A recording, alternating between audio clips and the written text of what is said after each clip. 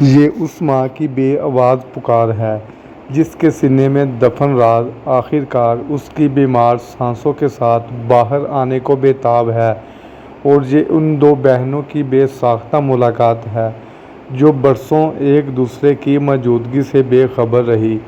خاندانی سکون کو اس وقت دھچکا لگتا ہے جب شازیہ کی صحت بگڑنے لگتی ہے۔ ڈاکٹرز کی بھاگ دوڑ کے بیچ زارا کی پریشانی اس کے دل کا بوجھ کھول دیتی ہے۔ ماں کی بیماری کے پیچھے کوئی ان کہی کہانی ہے۔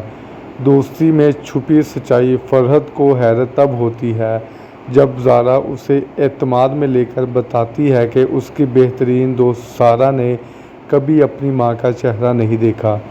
مظہر صاحب پہلی بار محسوس کرتے ہیں کہ سچائی سے نظریں چرانا اب ممکن نہیں رہا۔ ان کا اندرونی جدوجہد، ایک باپ جو بیٹی کو تکلیف نہیں دینا چاہتا مگر اسی سچ نے اس کی بیٹی کو برسوں رلایا بھی ہے، یہ کہانی کا جذباتی بیک بون ہے۔ عادل کو یہ ذمہ داری ملتی ہے کہ وہ سارہ کو اس گھر تک لے جائے جہاں راز کی جڑیں پیوست ہیں۔ ناظرین، آپ ابھی ویڈیو کو بریک لگا کے کمنٹ میں بتائیں کہ کیا یہ ملاقات سکون لائے گی یا گھریلو سیاست کو اور بھڑکائے گی؟ دیکھتے ہیں کس کس کا جواب صحیح ہوتا ہے۔ شازیہ نے آخر کس خوف سے اسے اپنی ہی بیٹیوں سے الگ رکھا؟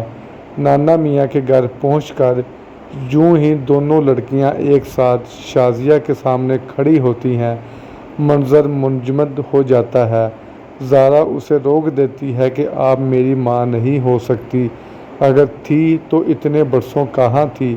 تو ناظرین، اگر آپ اس کی جگہ ہوتے تو آپ کیا کرتے؟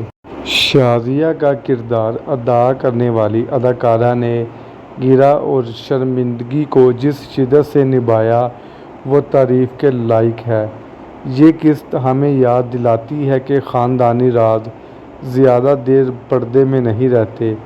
اگر آپ جذبات کے رولر کوسٹر رائیڈ کے شوقین ہیں تو اس ڈرامے کی اگلی قسط مس نہ کیجیے گا، کیونکہ اب سوال صرف یہ نہیں ہے کہ سچ کیا ہے بلکہ یہ ہے کہ سچ برداشت کون کرے گا۔ آپ لوگوں کو یہ ڈرامہ کیسا لگ رہا ہے کمنٹ باکس میں لازمی بتائیے گا۔